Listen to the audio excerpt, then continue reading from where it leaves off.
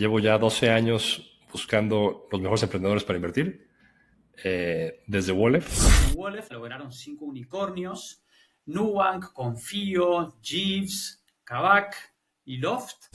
Siempre la gran preocupación es que se nos vaya una empresa buena o invertir en una mala. Es peor la primera que la segunda. Si no tienes una empresa que pueda pagar el fondo varias veces, no hay un portafolio que se mantenga. ¿Cuáles son esas perspectivas contrarias, no convencionales que tuviste más presente en tu trayectoria y que en Wolef? Tengo más claro las cosas que no me gustan que las que me gustan. Somos un poco creyentes en lo que está de moda. ¿Cuáles serían tus mejores consejos para emprendedores emergentes por tener una primera reunión con inversionistas de Venture Capital? Me gusta mucho leer su reacción física cuando dices que no.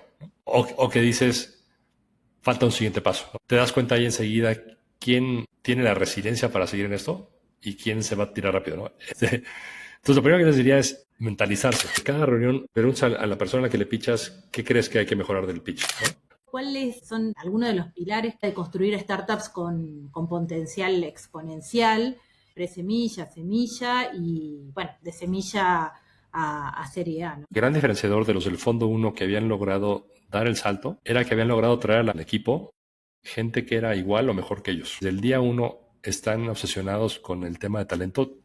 Algunas claves de un relativamente sólido product market fit y timing como para decir, bueno, invierto fuerte ahora en marketing y distribución para escalar. Y hemos visto que usa Sequoia, que dice que usa Andreessen, el más famoso del mundo. Ninguno tiene solidez. No te pones a verlo. Esta dinámica de crear una máquina de ventas, a mí es lo que más me da una idea que hay un product marketing. Unos consejos más sobre que les puedan ayudar a levantar capital. Los más exitosos son quienes tienes un plan claro de el tiempo que le van a dedicar, con cuánta gente van a hablar y qué esperan sacar de eso. Yo creo que un emprendedor que habla con menos de 50 fondos está perdido. ¿Cuáles crees que son esas mejores ventajas competitivas para construir startups en este momento? Te voy a dar una muy buena respuesta. No tengo idea. En la etapa en la que invertimos, la ventaja competitiva de las startups sigue siendo la ejecución. Para mí solo ahí hay una ventaja competitiva. Wolef tiene 17 exits, además de haber logrado 5 unicornios. ¿Hay algunos aprendizajes principales sobre tantos éxitos? Como ya se compran y no se venden. Entonces nuestro foco siempre ha sido más bien pensar en compañías que sean tan buenas que las vengan a buscar. Bienvenidos y bienvenidas a Inspiración Startup Podcast. Es una gran alegría compartirles este episodio junto a Cristóbal Perdomo, cofundador y general partner de Wolef, y también junto a Solange Rodríguez como co-host, chapter lead de Startup Grind Buenos Aires. Para Cristóbal, el emprendedurismo ha sido una constante en su vida desde los 17 años. En Wolef han invertido en 5 unicornios: Nubank, Jeeves, Loft, Confío y Kavak. Lograron 17 exits y han invertido en un total de 45 startups en su portafolio. Hoy gestiona más de 180 millones de dólares en activos. Por otro lado, la comunidad de Startup Grind Buenos Aires hoy cuenta con más de 10.200 emprendedores. Estoy feliz de compartirles este episodio en el que nos enfocamos en cómo construir startups que puedan llegar a resultados exponenciales. Buenas, Cristóbal, Sol, muy feliz de compartir el espacio con ustedes de Inspiración Startup Podcast, con la comunidad de Startup Grind Buenos Aires. ¿Cómo están? Muy bien, muchas gracias por la invitación. Muy bien, muy feliz de estar acá y compartir con ustedes. Bueno, si les parece, avanzamos con una intro sobre Cristóbal, sobre tu trayectoria, sobre Wolef, y después avanza Sol a contarnos un poco sobre su trayectoria y la comunidad de Startup Grind Buenos Aires. Llevo ya 12 años buscando los mejores emprendedores para invertir, desde Wolef. Antes de eso fui emprendedor varias veces, a veces con más éxito que otras. Bueno, feliz de estar aquí y poder compartir algo de lo que hemos aprendido. Bueno, yo estoy en representación de una comunidad que se llama Startup Grind, que está basada en Silicon Valley y tiene chapters alrededor del mundo, en México, en Argentina, en Colombia, Perú, en otros continentes también. Tenemos más de 10.200 emprendedores solo en Argentina y en la comunidad. Wow. 3.5 millones, es muy grande. Y bueno, yo llegué a Startup Grind como también un poco emprendedora, mentora de emprendedores, y trabajo hace más de 15 años en tecnología. que creando productos digitales, vendiéndolos también, así que es un poco como mi pasión y poder dar apoyo justamente a los founders para que continúen creciendo y se continúen conectando. Bueno, un poco sobre mí, principalmente para la comunidad de Startup Grind Buenos Aires también, es que yo trabajé hace años vinculado a startups B2B SaaS de Travel Tech, principalmente como emprendedor, también unos años para The Hotels Network, que fue una muy buena startup de España, adquirí este año recientemente por un unicornio de Inglaterra. Bueno, también Inspiración Startup Podcast, en resumen, se enfoca en entrevistar a líderes de Latinoamérica para inspirar acción a través de sus mejores historias, aprendizajes accionables, errores y consejos reales. Buenísimo.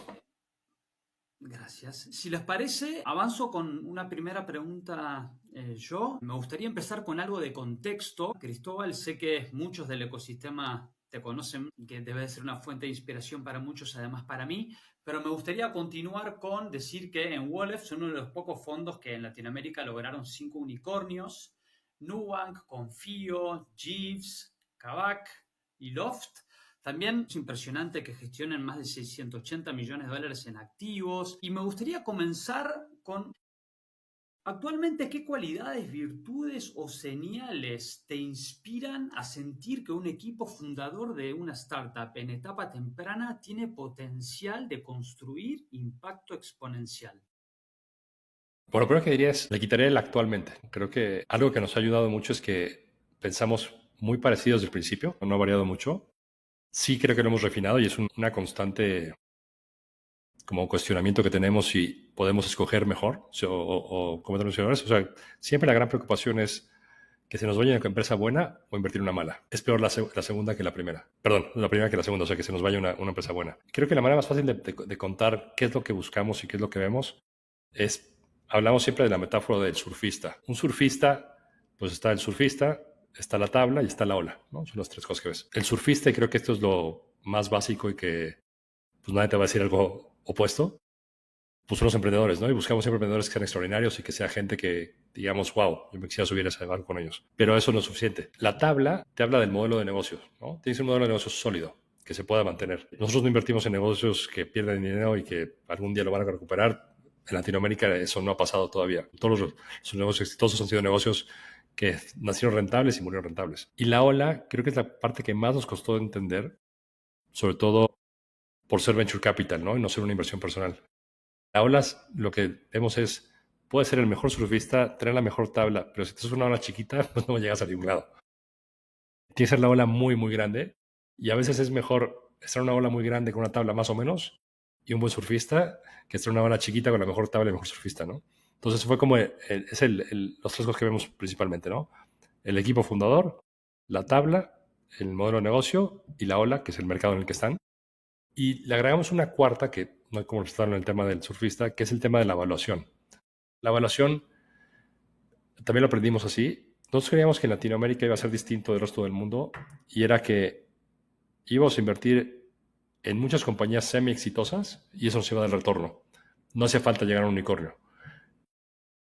Nos dimos cuenta que la dinámica del venture capital es igual en China que en Estados Unidos, que en Vietnam, que en Camboya, que en Chile, que en Argentina. Y es, si no tienes una empresa que pueda pagar el fondo varias veces, no hay un portafolio que se mantenga.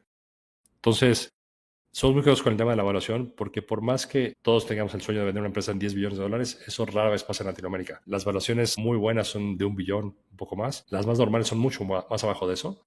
Entonces, si entramos en un momento donde la evaluación ya está alta, la posibilidad de retorno se reduce drásticamente. Y si fuéramos otro tipo de fondo, creo que se puede hacer, pero para Venture Capital necesitas que sea un múltiplo muy grande, ¿no? Y eso sí necesitas que sea de una evaluación mucho más acotada al principio. Me encanta esta metáfora, está súper completa, ¿no? Y también pensaba en las olas cuando bajan, que quedan los buenos surfistas, ¿no? Hablando de tendencias y un poco ahí surfeando, ¿no? En las redes sociales, en tu LinkedIn, en Twitter, hay algo que mencionaste que es muy interesante, que tiene que ver con ser una persona que se define con mentalidad contraria o anticonvencional. De hecho, hay una frase que me encantó que decía algo así como, es difícil ser alguien, digamos, anticonvencional, pero más difícil cuando uno está en lo correcto, ¿no? Y sobre todo acá en Argentina, que nosotros somos contrarios de todo. Y en ese sentido, te quería preguntar cuáles son esas perspectivas contrarias o por ahí no convencionales que tuviste más presente en tu trayectoria y que fueron justamente claves en Wall. Pero creo que la primera que viene a la mente es que somos muy poco creídos de las credenciales de emprendedores seriales o de gente que viene de una tecnológica. La razón es, muchas tecnológicas, salvo que hayas entrado hace muchos años en un Mercado Libre o algo así, lo más probable es que tú entraste a Mercado Libre cuando era PepsiCo, ¿no? Y no cuando era un startup. Pues es una experiencia corporativa, pero mide igual que haber trabajado en American Express. Entonces, eso nos cuesta trabajo. O peor aún, tecnológicas que quizás su único logro es levantar mucho capital, pero el negocio es muy malo o muy incierto.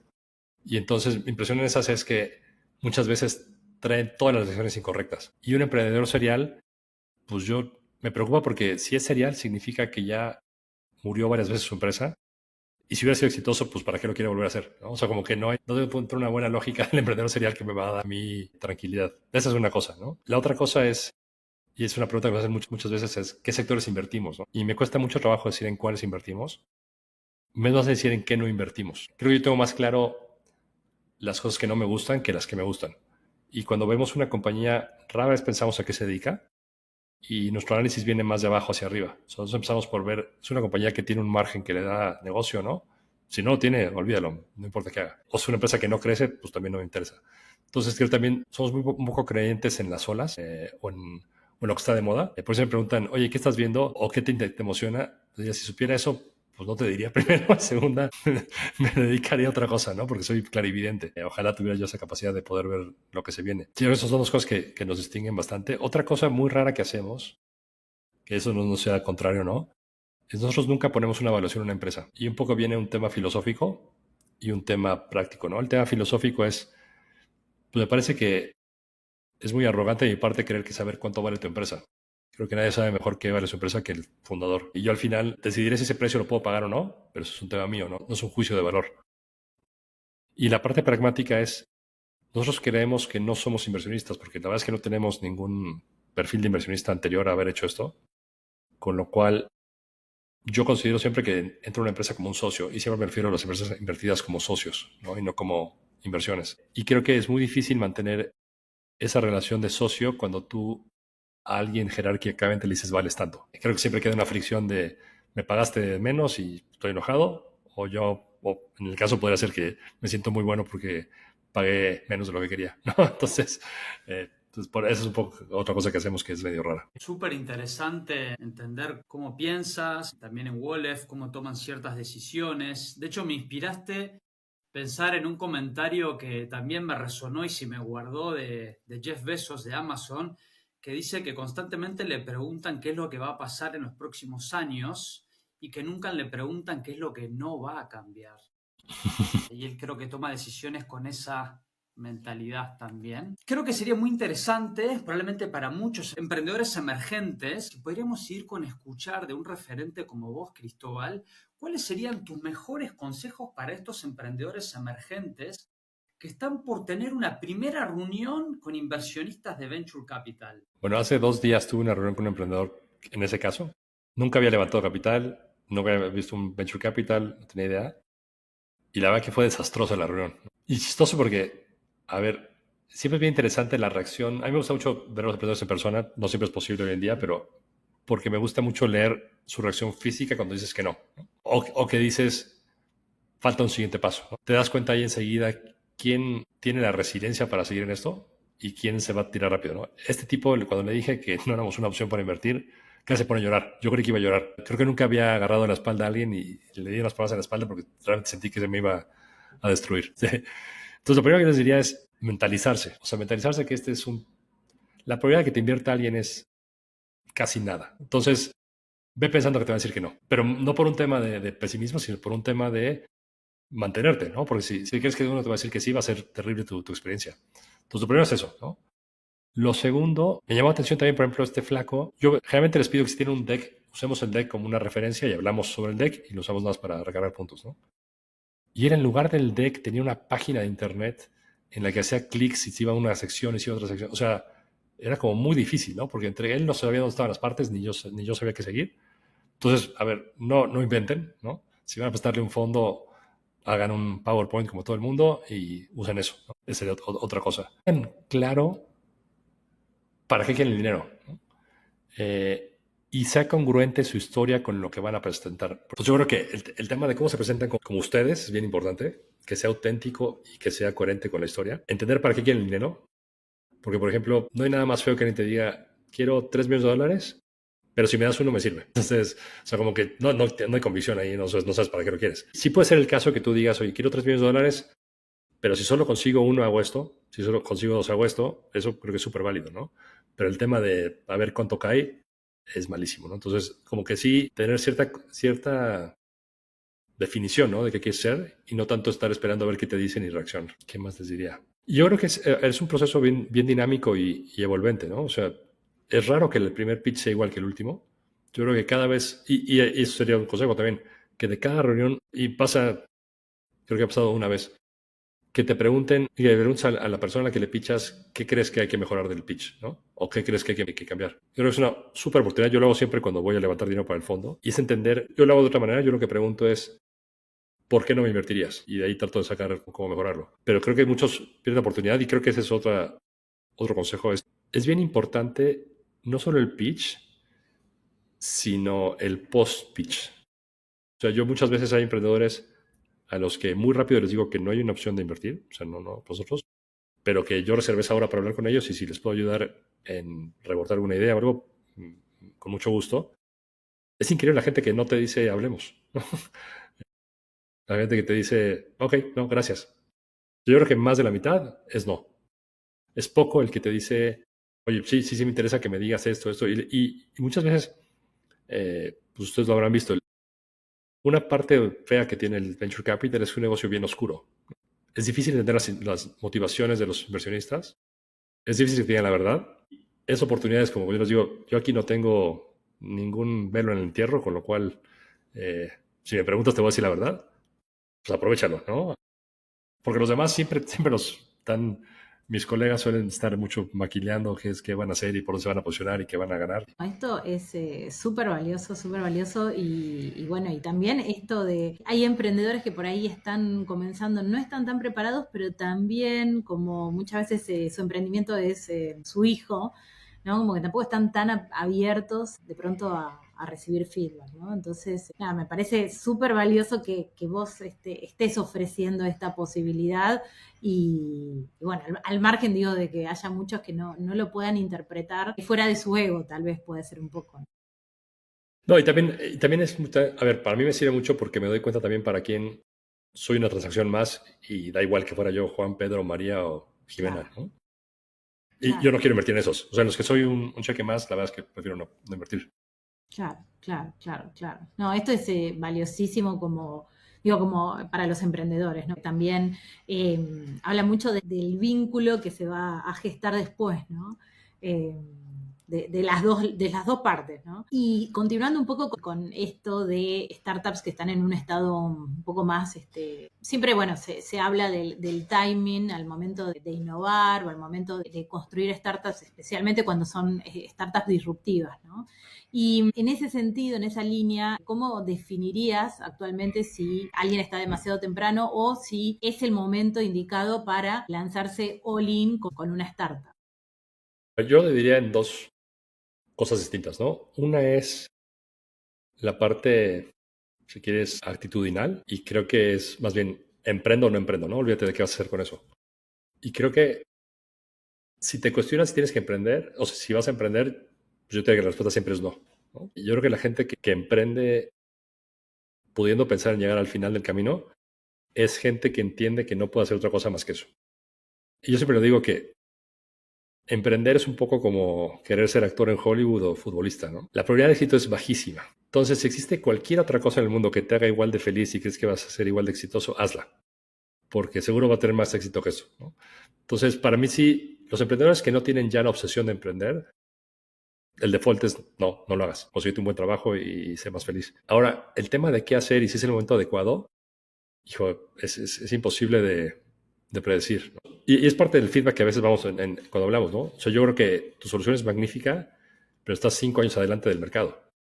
Nosotros invertimos en una compañía en Argentina que se llama Solvers, no sé si la conocen, Sí, de servicios. También domésticos, está en ¿no? México.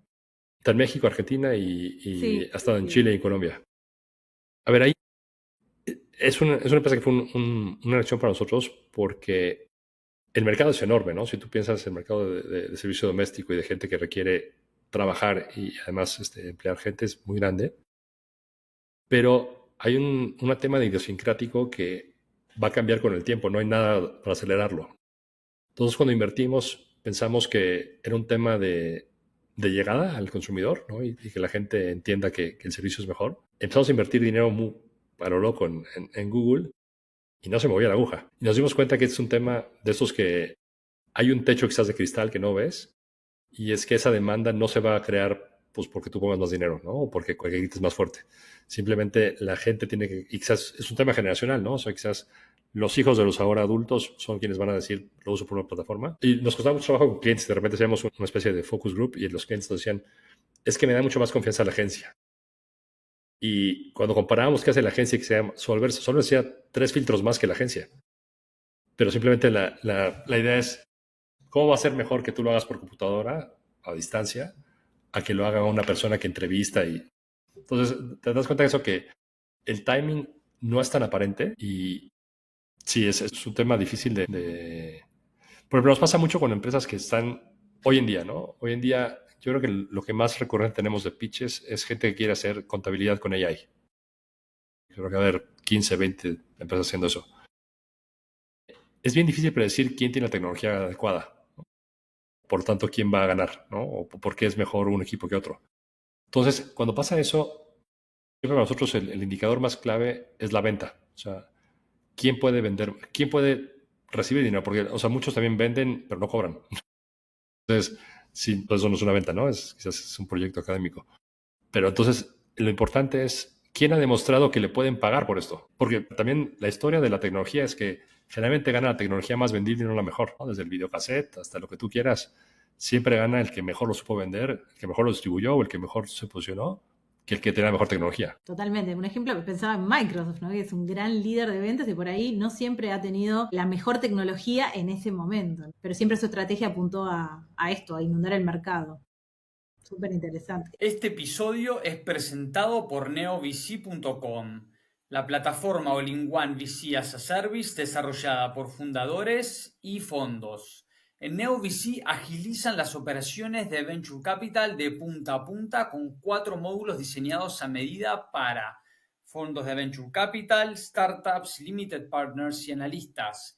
Escríbele hoy al fundador de NeoVC, a fabian@neovc.com y accede a un 10% off mencionando que viste el anuncio en Inspiración Startup Podcast. Ahora sí, vamos de nuevo al episodio. Súper interesante todos las insights, los detalles de gran valor que compartiste, Cristóbal. Una pregunta que creo que me inspira curiosidad, considerando toda tu experiencia, tu sabiduría actual. Si empezaras hoy en el ecosistema, ¿en qué tipo de problema o industria emprenderías y por qué? Es una buena pregunta con una respuesta dual. Yo creo que si lo hiciera por un tema de impacto, sin duda sería en salud o educación. Creo que sería la peor respuesta por el tema de negocios. Tristemente creo que hoy en día viven divorciadas, ¿no? Y gran parte es porque en nuestros países, bueno, más bien en todo el mundo, la educación principalmente es pública, ¿no? O sea, el gran volumen. Desgraciadamente en nuestros países la educación pública o no tiene recursos o se manejan de manera muy oscura. Por lo tanto, para empresas como nosotros es una señal enormemente roja que el dinero venga del gobierno. Que no sabemos primero en qué condiciones viene, ni tampoco cuánto tiempo dure. Puede ser que el día de mañana cambie la administración y te dice ya no tienes contrato.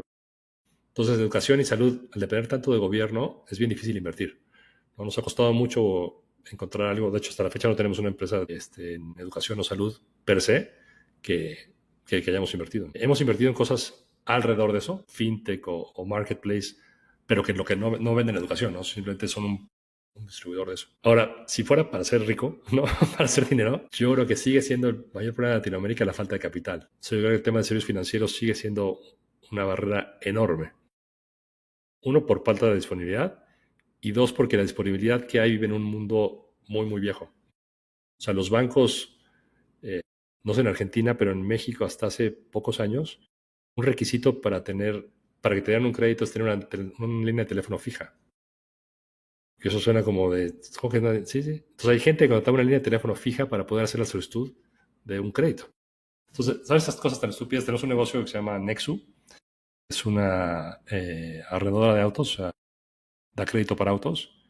Y su negocio está construido en la ineficiencia de los bancos. O sea, ellos simplemente, su negocio se hizo a través de las agencias de autos y era, dime a quién no le quiere dar un crédito el banco y lo agarro yo.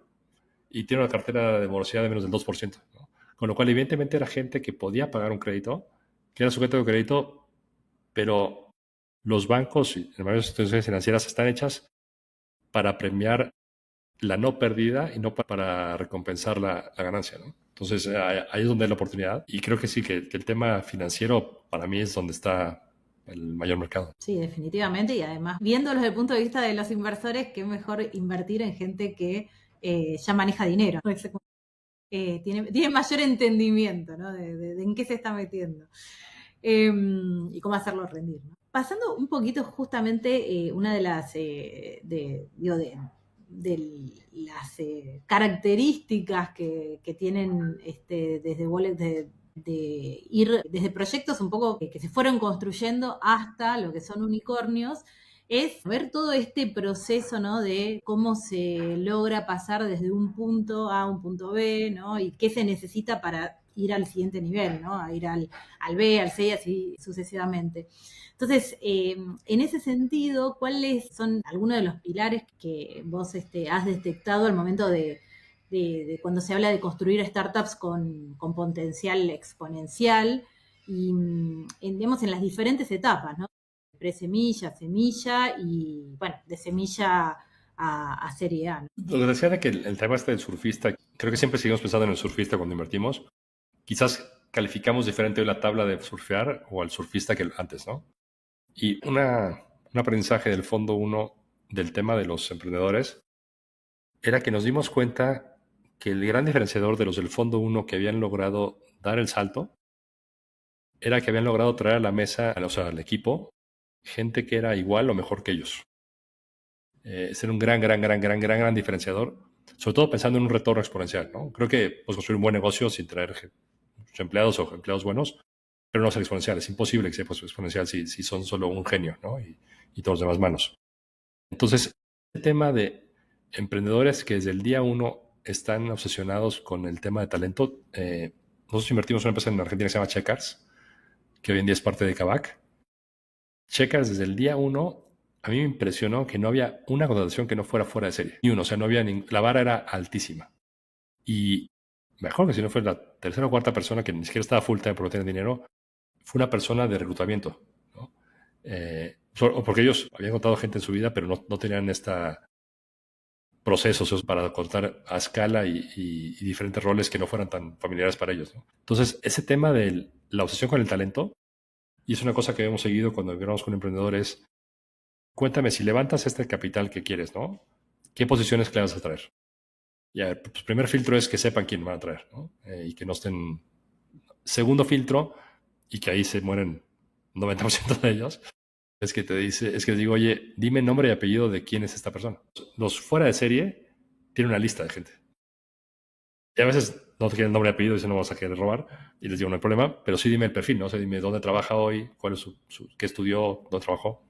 Y lo tiene muy claro, ¿no? Y hay gente que empieza a hablar desde antes de empezar su compañía con quien se imagina que un día quiere tener en su equipo al lado, ¿no? Entonces creo que ese diferencial de obsesión con el talento es solamente los muy buenos tienen, ¿no? Los normales no pasan por ahí. Y la otra cosa que se me ocurre es un poco el tema también relacionado al tema de equipo, la capacidad para vender la compañía. Y no vender me refiero a que te paguen por la compañía, sino a atraer proveedores, inversionistas, empleados. O sea, esa capacidad para vender el sueño creo que también es un tema de los muy buenos, porque todo el día venden. Y nos ha pasado que invertimos en emprendedores son extraordinarios, pero son malísimos vendedores. Y por más que los números te den una gran compañía, si no emocionas a la gente, me acuerdo un caso particular, una empresa que estábamos invertidos nosotros, tenía un competidor y hablando con un fondo que veíamos si entraba o no entraba, esta empresa te contaba un sueño que iban a tener al año 5 $1 billón de ventas, ¿no? Con lo cual era ridículo. Y además el emprendedor era un reconocido mentiroso. La gente sabía que era mentirosa. En cambio, nuestra empresa era mucho más conservadora. Decía, bueno, en el año 5 llegaremos quizás a $20 millones, pero con esos fundamentos, ¿no? Entonces era muy creíble. Me hizo gracia cuando hablé con el inversionista. Le digo, oye, entre A y B, ¿cuál prefieres? A siendo la del mentiroso y B la del... Dice, la A.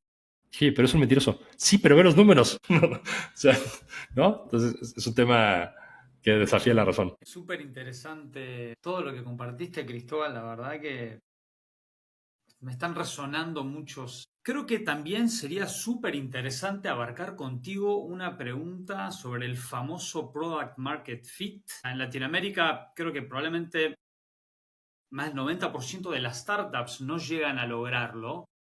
Y por otro lado, en una entrevista también con Mariano González Vasconcelos de MGB Capital, él dijo que una de las causas comunes de fracasos en startups es pensar haberlo logrado e invertir muchísimo en marketing y distribución sin haberlo logrado. Entonces, según tu experiencia, creo que sería buenísimo ver qué te inspira, cuáles serían algunas claves de un relativamente sólido product market fit y timing como para decir, bueno, invierto fuerte ahora en marketing y distribución para escalar. Yo creo que de las cosas más difíciles de responder es cuál es el indicador de product market fit, ¿no? Y hemos visto un montón que dice que usa Sequoia, que dice que usa Andreessen, que dice que usan quien sea, ¿no? O sea, los fondos más famosos del mundo. Ninguno tiene solidez. No te pones a verlo. Todo es medio un dedo al aire. Nosotros, en particular, hemos visto tres cosas que nos dan cierta tranquilidad de que hay product market fit, ¿no? La primera es la recurrencia. Si alguien está volviendo a comprar, algo le gustó, ¿no? De tu producto. Y su alternativa, que es el churn, ¿no? O sea, si no se baja la gente de tu producto, también es un número. Pero a mí la que más me gusta, y es un tema, no es tanto de números absolutos, sino simplemente encontrar que ya esta mecánica, es cuando tú ves una empresa que mes a mes suma clientes. Y clientes pagados rentables, ¿no? Puedes sumar clientes gratis, ¿no? Pero clientes realmente están pagando y que son rentables. Y puede ser que sea muy, muy chiquito, ¿eh? Que tengas 5 un mes, el que sigue 7, el que sigue 11, o sea, que vaya así, pero que claramente y también te habla mucho de la cultura de la empresa. Yo antes de hacer esto fui parte del equipo fundador de Navent, ahí en Argentina. Estoy en Zona Prop y de varios sitios. Y nuestro niño problema era México. México era el peor país, ¿no? Nos iba súper mal. Y nos dimos cuenta que había un problema grave de cultura. Y la oficina en ese momento era una oficina muy vieja, pues tipo de nuestros papás, que eran todos oficinas separadas. Entonces, el fundador de la compañía, en Navent, no sé, bueno, la historia de Navent, no hicimos ni una compañía de cero, todas fueron compradas. Toda esta compañía la compramos en México. Típicamente el fundador se quedaba como director general de la empresa y la gestionaba. Y este fundador trabajaba en un cuarto en una esquina solo. Y el equipo de ventas estaba en otra esquina de la oficina vendiendo. Jamás hablaban, ¿no? Entonces, no había ningún... ¿Cómo te diría? Chistoso. Cuando decidimos cambiarlo a él, decidimos que se quedaba como accionista, pero dejaba de ser director general. Y empezamos a entrevistar a cada vendedor, ¿no? Y había un vendedor que era muy bueno.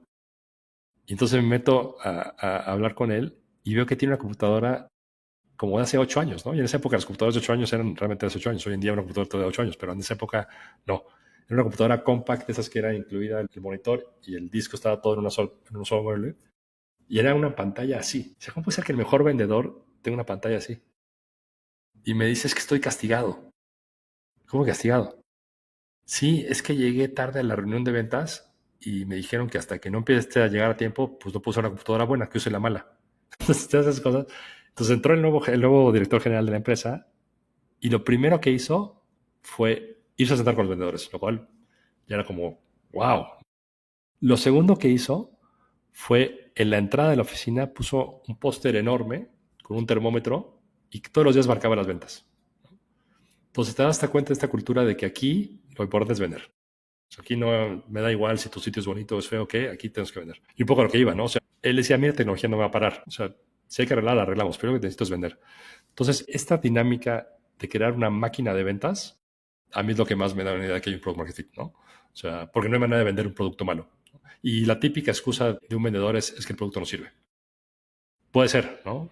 Pero la mayoría de las veces no es que haya algo mejor en el mercado, simplemente eres un peor vendedor que el de al lado. Y ahí una de las, bueno, vinculado un poco con los resultados, hubo una tendencia, sobre todo hace unos años atrás, donde se impulsaba, hablando de los números, ¿no? Como este hipercrecimiento, ¿no? Hipercrecimiento a toda costa. Y pareciera hoy que se apunta más a un crecimiento que sea sostenible, aunque por supuesto siempre hay excepciones, siempre aparecen como estas startups que crecen de manera completamente exponencial.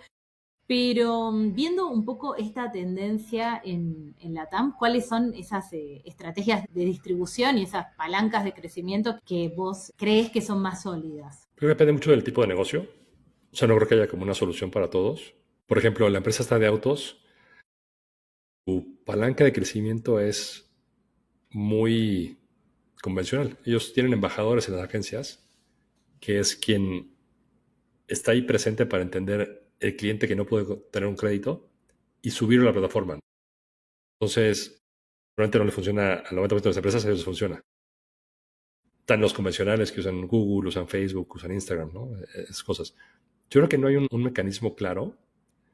Yo creo que este tema de hipercrecimiento estaba de moda hace unos, o el blitzscaling, no sé cómo se llama.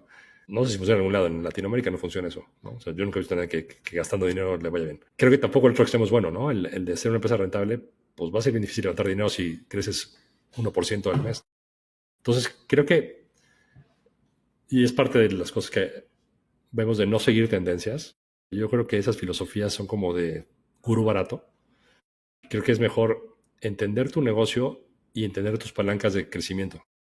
Y, por ejemplo, a mí una pregunta que me gusta mucho hacer cuando entrevistamos a un emprendedor es que nos diga cuál es su tablero de control. Uno, si no tiene un tablero de control, pues ya me preocupa. No sé qué es este tipo, cómo sabe que su compañía va bien o mal. Y la segunda es, yo creo que cada negocio tiene un tablero de control muy particular. Y creo que también te habla del emprendedor entender cómo ven ellos su negocio y dónde creen que están las palancas. Entonces, una vez que está el tablero de control, digo, a ver, si tuvieras que escoger aquí 3 para saber si el negocio va bien o mal, ¿cuáles escogerías? Y te habla de, muchas veces es poco convencional lo que te dicen, pero sobre todo es como que tienen muy claro el negocio, ¿no? La claridad de este tablero de control te dice qué también tiene el negocio y también qué tan listos están ya para escalarlo, ¿no? A ver, siempre pienso como el peor ejemplo de esto, Rappi, ¿no? El anti-ejemplo de esto. La Rappi creo que fue, crezcamos como locos y luego sí hay negocio, ¿no? Dijo, yo me pongo a llorar si estoy allá adentro. Mira, súper interesante. Hablamos también sobre tus mejores consejos para emprendedores emergentes para su primera reunión. Creo que quienes escuchen la entrevista les encantaría también escuchar algunos consejos más sobre el levantamiento de capital, sobre, por ejemplo, las bases para tener varias reuniones, sobre el due diligence, algunos consejos más sobre que les puedan ayudar a levantar capital. ¿Qué te inspira? Pero creo que el primer tema es no tener un plan, ¿no? Para ir a levantar capital. Creo que los más exitosos en levantar capital son quienes tienen un plan claro de el tiempo que le van a dedicar, con cuánta gente van a hablar y qué esperan sacar de eso. Creo que los peores son los que pues, conseguí 5 contactos y voy a verlos a ver qué me dicen. Creo que tienes que ser muy claro tú y muy intencional en cómo lo armas, porque quita un montón de tiempo y ese tiempo es tiempo de la operación que es como un círculo vicioso, ¿no? O sea, le quitas tiempo a la operación, te va peor, pichas, te va mal, cada vez va para abajo. Entonces yo creo que tener muy claro, primero, a quién ver. Creo que hay mucho tiempo que te vas a ahorrar descartando gente que no hay ninguna posibilidad. A ver, y no significa que no hables con ellos, significa que tú vas creando como diferentes jerarquías de prioridad, ¿no? O sea, tienes los que parecen tener muy buen fit, obviamente esos habla, dedicas mucho tiempo.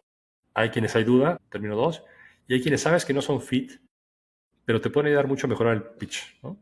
Entonces, esos es una intensidad distinta y también es un compartimiento de información distinta porque no quieres entrar en detalle, quieres más bien mejorar para los demás. Entonces, lo primero es con quién hablar. Lo segundo, creo que muchas veces subestiman con cuántos hay que hablar, ¿no? Yo creo que un emprendedor que habla con menos de 50 fondos está perdido. Y quizás no hay 50 fondos, entonces hay que encontrarlos. Esa parte es bien difícil. Y a ver, y nosotros, por ejemplo, una cosa que hacemos es nunca hablamos con alguien, más bien, yo reviso todos los correos en frío que me llegan, sea por LinkedIn, sea por Twitter, sea por correo, sea WhatsApp, inclusive me han llegado. Reviso el 100%. Y me reviso, me refiero a, busco quién es la persona que me escribió, busco quién es su trayectoria, busco qué hace. Y de esos, que yo creo que tenemos vistos más de 2000, he hablado con 2. Entonces, la verdad es que la probabilidad de un contacto en frío con el que hables es baja. Y la razón por la que no hablamos con los contactos en frío, digamos como regla general, es porque en el mundo hiperconectado de hoy, si no consigues una manera de llegar conmigo referenciado, estamos fritos, ¿no? O sea, es la parte más fácil de todo el negocio va a ser esa. Si esa no la lograste vencer, olvídalo, ¿no? No hay manera. Y también es muy sencillas, ¿no? O sea, cuando a mí me dicen, oye, Adolfo me dijo hablar contigo, uno, lo obvio sería que Adolfo esté copiado en ese correo, ¿no? Y eso casi nadie lo hace. Segundo, mejor que eso, que Adolfo me escriba y me diga, oye, pues total. Es increíble esas dos cosas, cuánta gente se las salta, ¿no? Entonces a mí me hacen hacer la búsqueda, decir, oye, Adolfo, tú eres este, y lo peor es que muchas veces dicen, no me acuerdo. Puede ser que sí, pero no. Entonces, ese tipo de cositas son súper importantes, ¿no? Uno es el quién, ¿no? Otro es el qué presentar. Creo que también muchas veces en esta desesperación por conseguir capital, los emprendedores hablan con alguien y le escupen todo. Y es una pérdida de tiempo, es una pérdida de confidencialidad, porque también aquí no sabes qué es dónde acaba la información. Entonces, tener mucho más claro qué quieres compartir y pensar en esto que es como un funnel de, no sé cómo es en español, un embudo de adquisición, ¿no? Claro. O sea, de una primera llamada, es rarísimo que te vean de una primera llamada, ¿no? Entonces aquí va a haber varias llamadas. Conforme vas avanzando en ese embudo, cuánta información compartes y a quién involucras, ¿no? También otra cosa que muchos emprendedores hacen es que en la primera llamada están todos los founders, ¿no? Y es una pérdida de tiempo doble o triple, dependiendo de cuántos founders haya. Muchas veces hay muchos que no hablan, con lo cual, pues, ¿para qué trajiste a alguien que no habla? La peor que me pasó fue un emprendedor que ya había hablado con él alguna vez antes, como al año y medio volvió porque ya había avanzado más la compañía, y eran dos emprendedores, yo me acordaba perfecto de ellos dos, ¿no? Entonces, me hace todo el pitch, 50 minutos, y al final le digo, oye, saluda mucho a Santiago, qué lástima que no puedo estar aquí. Voltea a la computadora y dice, sí, aquí está Santiago. ¿Para qué lo trajiste, no? Yo pasé una hora ahí de oyente, pues también a quién involucrar, ¿no? Y lo último yo diría, el tema este de la flexibilidad y que sí sea un ejercicio donde incorpores el feedback, porque lo peor que puede hacer es que tengas el feedback y no lo uses, ¿no? O sea, muchas veces yo les digo, a ver, mira, tu deck, estos los cambiaba, los quitaba, eso, vuelven a hablar y traen el mismo deck.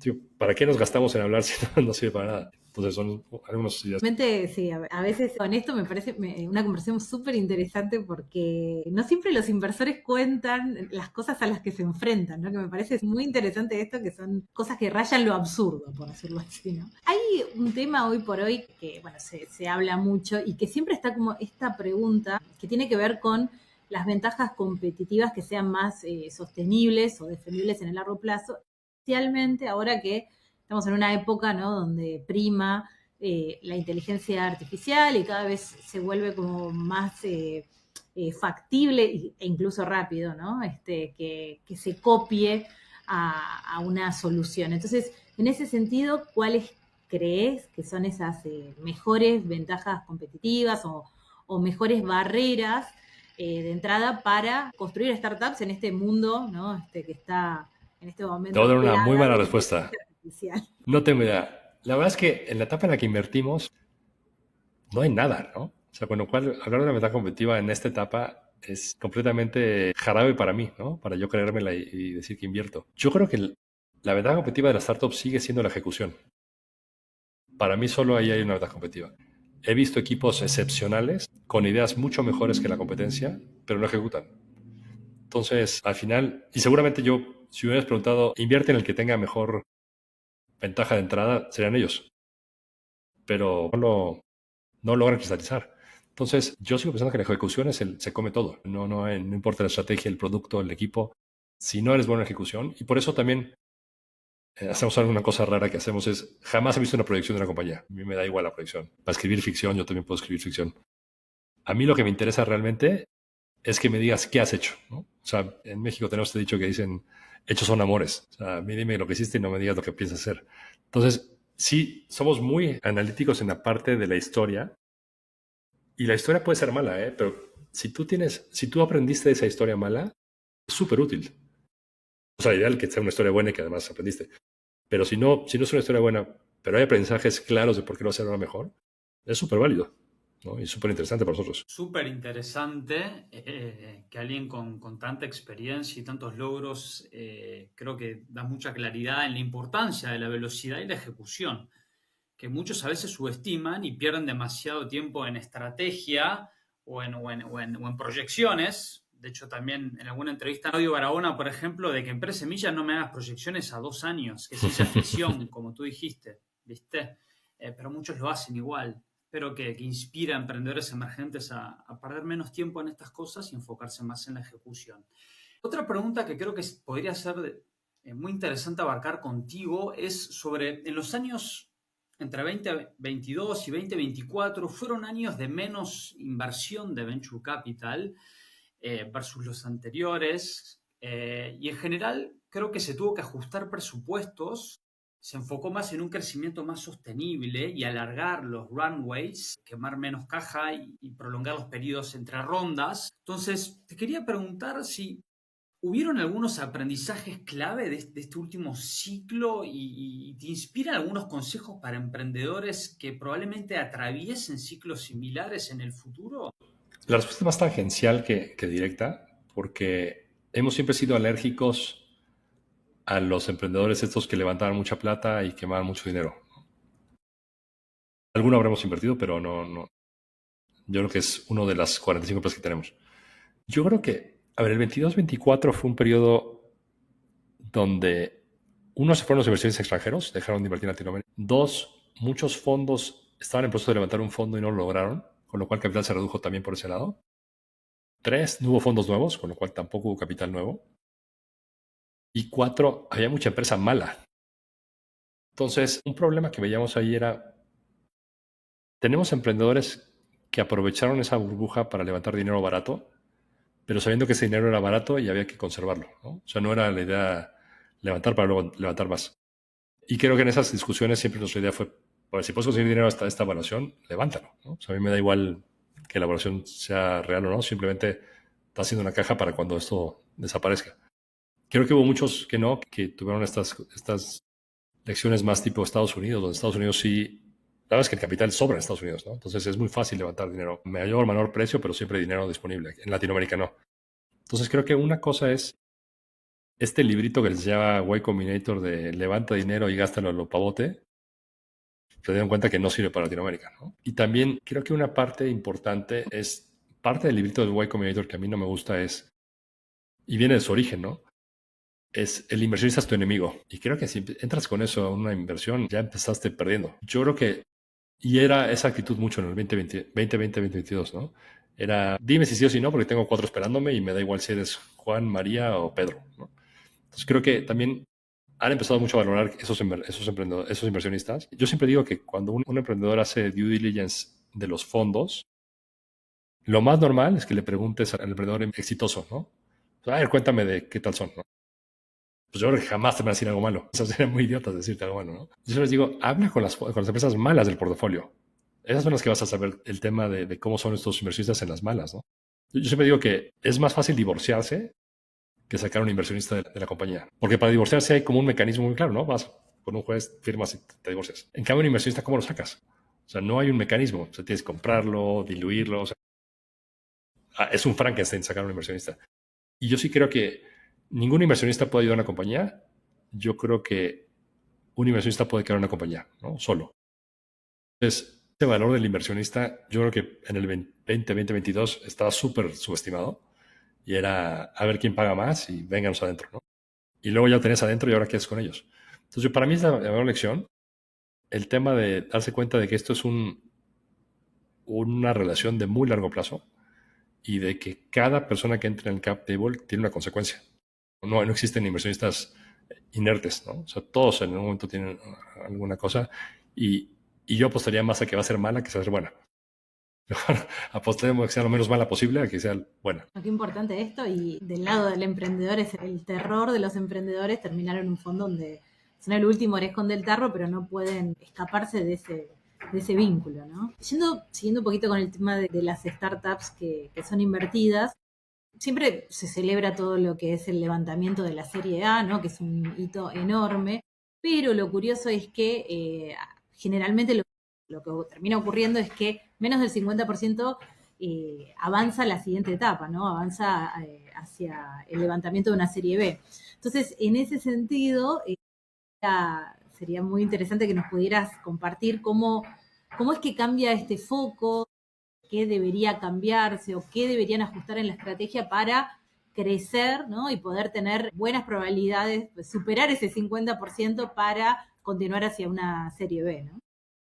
Creo que lo primero que fue lo que te dijiste hace rato de muchos, el tema es que gastan sin tener ese product market fit, con lo cual sacan dinero antes de tiempo. Y a ver, todas las empresas se mueren porque sacan dinero, ¿no? Ninguna se muere por otra cosa. Entonces, lo principal que tienes que estar pensando es cómo hago para que no sacar dinero. Llegar a la Serie A, yo creo que depende, eso sí es un tema mucho más de momento y de tendencia que algo que funcione siempre, ¿no? Como bien decías, yo creo que en los 2022 era mostrar crecimiento a toda costa y es lo que te daba la Serie A. Luego se dio la vuelta, ¿no? Y era, a mí no me importa el crecimiento, me importa que sea rentable, que también es malísimo. Yo creo que está más un híbrido, ¿no? O sea, es muéstrame algo de crecimiento y muéstrame que este negocio puede llegar a ser rentable, ¿no? Entonces, una es, yo creo que el planeamiento viene bastante más atrás y es, cuando vamos a levantar capital, pensar más o menos los hitos y los tiempos, ¿no? O sea, voy a levantar dinero en X tiempo y más o menos necesitaría que levantar esta evaluación para tener la dilución que quiero y para esa dilución necesitaría tener estos números. Entonces, un poco lo construyes de atrás hacia adelante, que creo que es también un error típico de un fondo, ¿no? Que cree que va a levantar una sola vez y pues tienen que levantar muy seguido, ¿no? El tema este de entender, y también pasa un poco como con los emprendedores de talento. Los mejores emprendedores levantando capital, el de la Serie B hablaron con él desde el SID y el de la Serie C desde la Serie A, ¿no? Entonces, también este ejercicio de ir conociendo a los inversionistas, nosotros pasa igual, ¿no? Tenemos inversionistas del fondo 3 que hablamos del fondo 1. Casi todos los del fondo 3 nuevos son gente que hablamos del fondo 1. Entonces, sí tienes que tener este ejercicio de levantar capital, es parte del trabajo y hay quien lo hace de manera muy cotidiana. Y, por ejemplo, tenemos emprendedores que una mañana de la semana la dedican a hacer fundraising, ¿no? Y fundraising puede ser que no sea levantar capital directamente, pero eso sea ir construyendo esta red, ¿no? Y es, a ver, o sea, una mañana tomo un café con un inversionista que va a invertir dentro de 2 rondas, pero que vaya conociendo. Hay quien no es tan, digamos, no lo hace tan parte de su flujo de trabajo y es más quien dice, yo hago sprints de levantamiento, ¿no? Entonces, un mes al año, sé que me lo quito para conectar, o sea, miré a Estados Unidos, miré a dónde hay que ir, a Brasil y hablar con los inversionistas.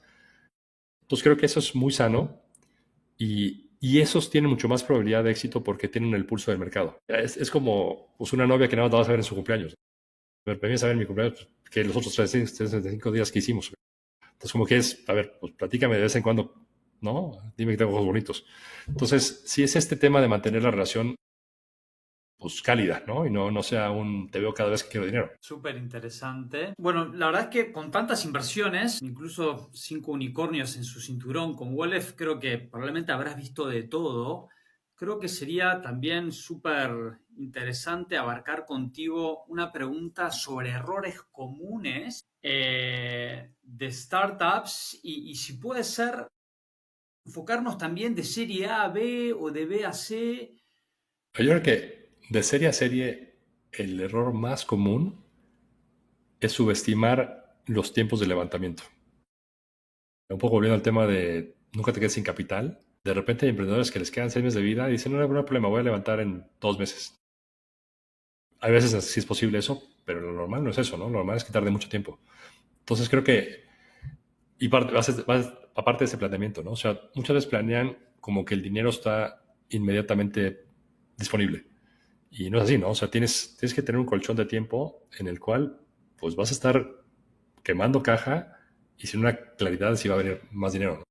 Entonces, ese es un error típico, ¿no? El tema de subestimar los tiempos de levantamiento y subestimar también cuánto pierdes tú de capacidad de negociación al no tener ese tiempo, ¿no? O sea, vamos a decir, bueno, solo que tengas ya un mes de caja y ahí te doy una oferta más baja y la tienes que tomar porque no hay otra. Entonces, es una cosa que pasa mucho fuera de Brasil y México es los emprendedores que quieren levantar de fondos para abrir Brasil o México, entendiendo que eso debe ser algo fácil. La realidad es que es raro que sea la primera vez que levantan capital, o sea, ya hay inversiones adentro, y a mí no me da nada de confianza que me vengas a pedir a mí dinero para abrir un mercado nuevo si ya tienes inversionistas adentro que te pueden ayudar a abrir ese mercado. Y abrir mercado no significa tener una operación grande, simplemente, y nos pasó a nosotros en el primer fondo que hicimos algunas inversiones para abrir mercados y nos dimos cuenta que en la mayoría de los emprendedores hay un espacio mental distinto para la expansión que para la operación. Y es como una contabilidad separada. Entonces, levanté 1 millón para abrir México y me voy a gastar 1 millón en abrir México, ¿no? Por más que vea que no va a México. Creo que para que no te pase eso, tienes que ser un tipo de inversionista como muy micromanager, que estés pidiendo cuentas todos los meses y ver cómo va. Nosotros no hacemos eso, con lo cual pues, no somos una buena opción para eso. Y también otra cosa es que subestima el emprendedor cuánta palanca de negociación tiene si ya está operando en el país, ¿no? O sea, si tú me dices que vas a abrir apenas Brasil, pues te va a pedir una evaluación que no refleja Brasil. Pero si tú me muestras que ya tienes un empleado en Brasil, facturas en Brasil, tienes una ciudad en Brasil, pues es diferente. Una, ya estoy compitiendo con más fondos, porque más fondos va a querer invertir. Y segunda, pues lo de Brasil puede ser que no sea una realidad, pero ya está en camino. Entonces, ese tema de la expansión, digo, no pasa en México en Brasil, porque los brasileños y mexicanos rara vez salen de su país. Pero al revés, los colombianos, chilenos, argentinos, peruanos, sí van a esos mercados, ¿no? Entonces, esa expansión, yo siempre mi consejo es, a ver, junta $50,000 con los que ya están adentro, que no debe ser tan difícil si ya invirtieron cantidades más grandes, y abre el país. Y vuelve a buscar a los inversionistas. Creo que va a ser muy diferente la conversación y vas a tener mucha ventaja que ir de la nada a ver qué levantas. Sí, definitivamente. Esto básicamente siempre volvemos a lo mismo, que es tratar de establecer vínculos, ¿no? Y también entender cuál es el aporte que puede tener cada inversor para esa startup, ¿no? Esto me parece clave. Y bueno, y a medida que se va creciendo, se va aprendiendo un poco sobre esto, ¿no? Que no es solamente la emisión del cheque y ya está, sino también esas puertas que nos pueden abrir, ¿no? Con respecto a, bueno, estas conversaciones son increíbles porque justamente ayudan a los emprendedores incluso a anticiparse un poco a evitar errores típicos, no solo los errores propios, ¿no? Sino también errores que nos puede compartir una persona con una experiencia como la tuya. En ese sentido, ¿qué nos podrías compartir de estos errores que has notado, ¿no? Como recurrentes, que son aquellos errores tal vez más grandes, y cuáles son esos aprendizajes, ¿no? Que le puede llegar a servir a las personas que nos están escuchando acá en Inspiración? A ver, hay muchos, ¿no? O sea, y son un poco la contraparte de las cosas que he dicho antes como lecciones. A ver, creo que un error que de repente pasa es subestimar la capacidad de acción del resto del equipo, ¿no? O sea, creo que muchas veces los founders, como tú dices, de que es su bebé el emprendimiento, como que no comparten responsabilidades, ¿no? O lo comparten muy por encima. Y pues no hay manera de que sea una empresa así, es así, ¿no? O sea, una empresa con lo que buscamos de tamaño, ¿no? O sea, puede ser un buen negocio, pero no puede ser una empresa tan grande. Entonces, este tema de ir soltando, y muchas veces ese ir soltando significa involucrar más. A mí, una cosa que me llama la atención de repente con algunos founders es, una vez que ya invertimos y empezamos a tener reuniones con ellos, nosotros rara vez vamos a una reunión para nosotros, vamos a reuniones del equipo. Y me da atención cuando hay reuniones del equipo en la que no hay nadie más que ellos. Te das cuenta que hay una separación entre el equipo y ellos abismal. Y que, no sé, pensaban que se va a quedar todo el dinero a ellos o no sé cuál será el latrocinio, pero no hay ese equipo, ¿no? Entonces, primer error, pues creer que los founders son una clase aparte. Creo que no existe eso. En las buenas compañías, ¿no? En las buenas compañías tienes que traer gente muy buena y gente en la que confíes y gente en la que le delegues y gente en la que hagas parte de la mesa chica. A ver, otro error, yo creo que también, y sería el error más grande para mí en los emprendedores, es creer que un fondo les va a agregar valor. Yo creo que los fondos 99% quitan valor, 1% será neutral. Y yo he puesto estar en ese neutral. Creo que si logramos eso, estamos muy, muy bien. Entonces, los fondos no resuelven nada. Yo digo que los fondos son como el gobierno, ¿no? Tiene una capacidad muy limitada de hacer el bien y una capacidad infinita de hacer el mal. Entonces, los fondos, a ver, me preocupa más el lado B que el lado A. Y, y hay muchos que su carta de prestaciones me invirtió tal. Y sí, puede ser que haya invertido X, pero eso no significa nada. O sea, al final ellos piensan que tú eres una canica más de todo su bote de canicas y pues para ti es todo. Entonces ellos, si te dan más o menos, puede ser que por buena onda te ayuden, pero si no eres una estrella, no te van a ayudar, ¿no? O sea, los fondos se dedican, les pagan por ganar dinero, no les pagan por hacer servicio social. Entonces, si no eres de ese 1% de las empresas, no te van a dedicar tiempo. Entonces, yo creo que es un error. Uno más medio relacionado con eso es el tema de los advisors. Odio los slides que dicen tengo advisors, porque no sé qué significa un advisor, ¿no? O sea, no sé si es tu primo que te dejó poner la foto, no sé si es una foto que te robaste de internet, no sé si esa persona realmente te contesta el teléfono. O sea, me da igual, ¿no? Al final yo voy a invertir en ti, porque el advisor ese no es nada para mí. Entonces, este tema, no digo que no los uses, y creo que es muy valioso, y úsalos y aprende de ellos, pero que no sea parte de la venta, ¿no? Que tener un advisor. O sea, eso no sirve mucho. Súper interesantes estas insights, Cristóbal, como todas. Edito, la verdad que uno de los tantos temas que me llamaron la atención al estudiar un poco sobre T-Wolf es que en PitchBook decía que tienen 17 exits, además de haber logrado 5 unicornios.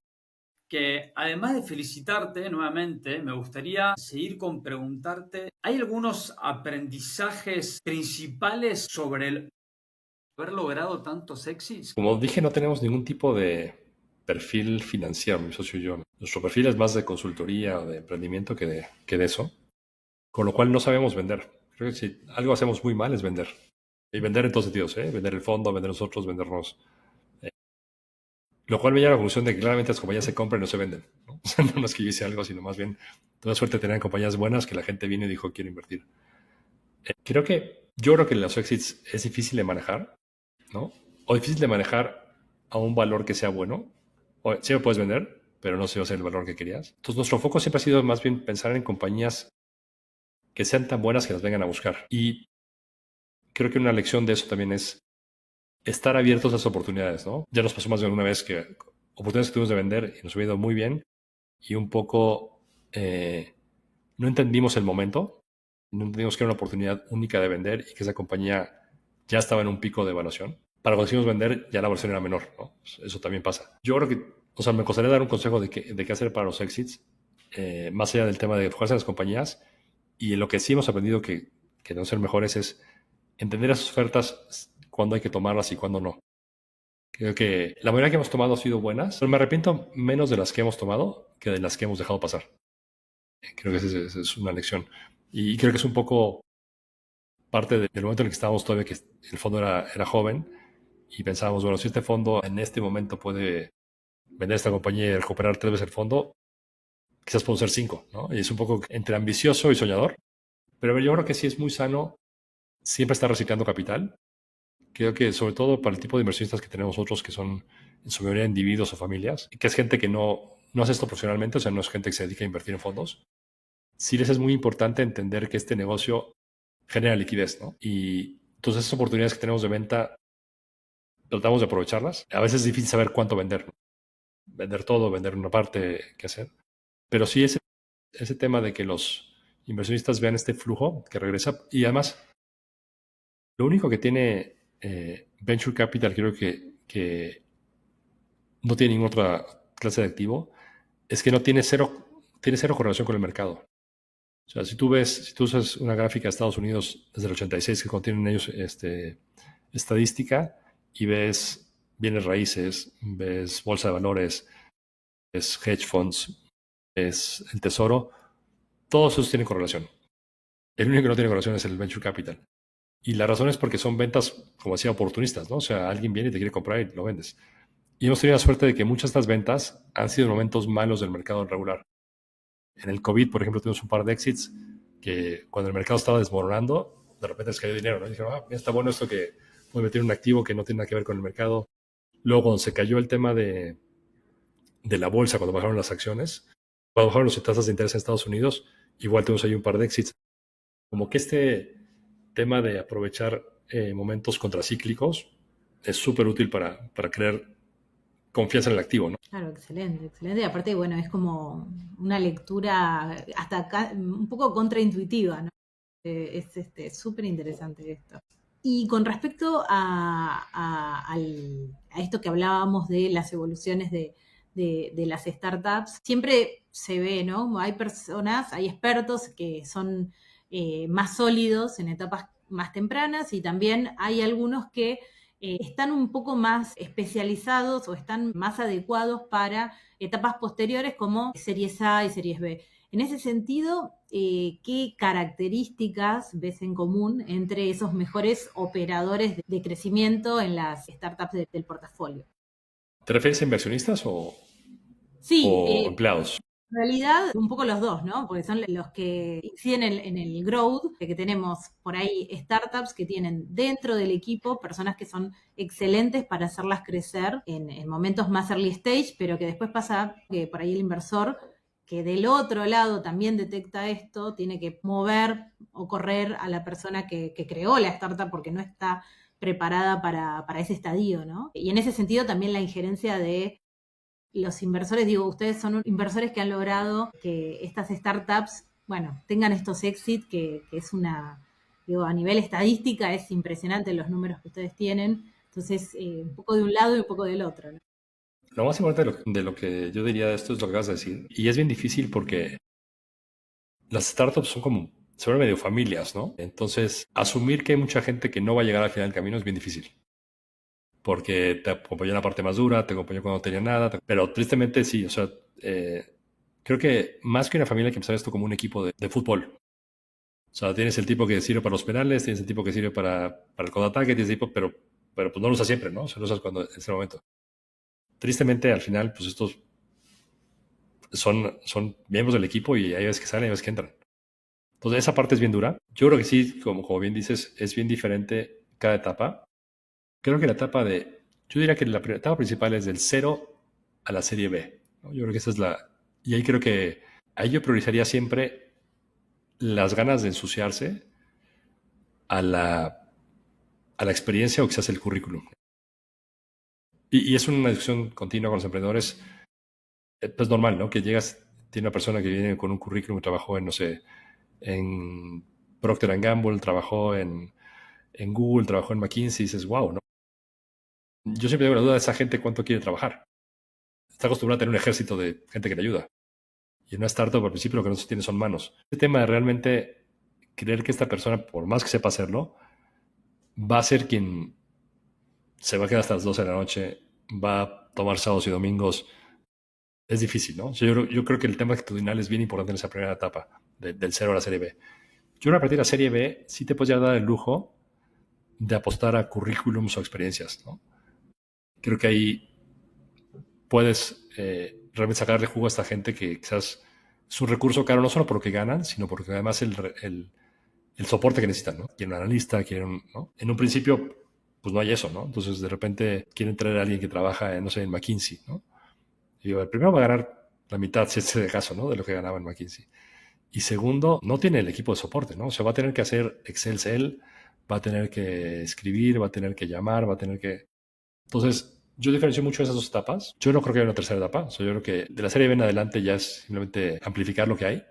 Pero creo que sí son bien diferentes los dos, ¿no? Y yo creo que donde más pierdes gente es en la serie B. O donde más te das cuenta que tienes que recortar gente y cambiar gente, ¿no? Yo creo que la serie B es un hito donde vas a ser una startup o una corporación, ¿no? O sea, la serie B ya habla de procesos, ya habla de árboles de decisión, habla de esquemas de reporte, de esas cosas, que antes puedes sobrevivir sin eso, ¿no? Súper interesante estas insights profundas. Bueno, Cristóbal, última pregunta, si te parece. Creo que sería buenísimo si podríamos finalizar la entrevista con que nos compartas cuáles serían tus mejores consejos finales para emprendedores emergentes construyendo o por lanzarse a construir startups con convicción para llegar a lograr impacto exponencial. A ver, creo que la primera es entender que esto va a tardar muchos años. Creo que esa es una cosa que uno no lo piensa y tiene un montón de repercusiones, ¿no? La primera es si estás dispuesto, y no solo tú, porque muchas veces ya tienes familia o estás en otra etapa de tu vida y tu familia están dispuestos a este ejercicio, que va a ser muy tardado, muy incierto y económicamente por un buen rato debería ser pues menos bueno que lo podrás tener en otro lugar. Entonces creo que esa es una reflexión bien profunda, que a veces la gente se emociona y no lo hace, ¿no?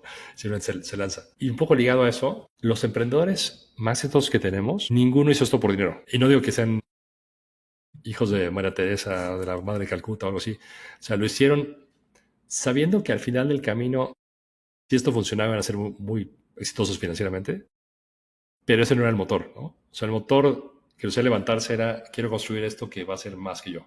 Y a ver, esa es una cosa que es como la primera cosa que me salta a mí en un emprendedor. Muchas veces pregunto cuánto ganan, ¿no? Y eso te da una clara idea de si están apostando al corto o largo plazo.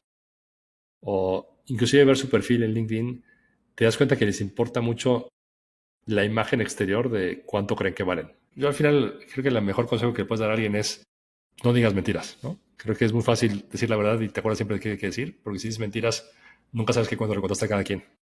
Entonces, sean muy coherentes en su historia y dense cuenta que el founder representa a la compañía. O sea, el founder que aparece en las redes sociales es el mismo founder que hay.